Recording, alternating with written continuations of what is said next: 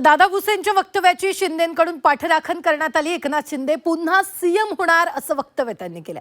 मी CM व्हावं असं कार्यकर्त्यांना वाटत असल्याचंही शिंदेंनी म्हटलंय। दादा भुसेंचं सीएम पदाबाबत वक्तव्य पुढच्या काळात एकनाथ शिंदेंना पुन्हा मुख्यमंत्री होतील या वक्तव्याची एकनाथ शिंदेंनी पाठराखण केली आहे। नंदुरबारच्या प्रचार सभेत दादा भुसेंनी हे वक्तव्य केलं होतं, तर एकनाथ शिंदेंना याबाबत विचारलं असता कार्यकर्त्यांना तसं वाटू शकतं, त्यात गैर काय अशी प्रतिक्रिया दिली। एक प्रकारे एकनाथ शिंदेंनी दादा भुसेंच्या वक्तव्याची पाठराखण केल्याचं सांगण्यात येत आहे।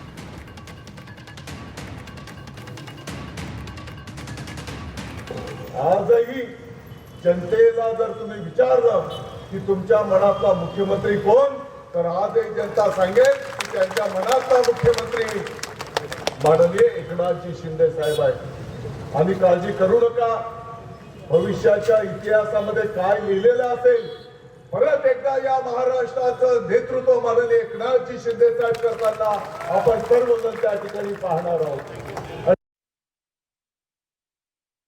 दादा भुसे परवा म्हणाले की एकनाथ शिंदे परत मुख्यमंत्री होणार। अरे आता कोणाला, आपल्या लोकांना वाटतं ना, कोणाकोणाला वाटत असेल काय आपल्या माणसाबद्दल।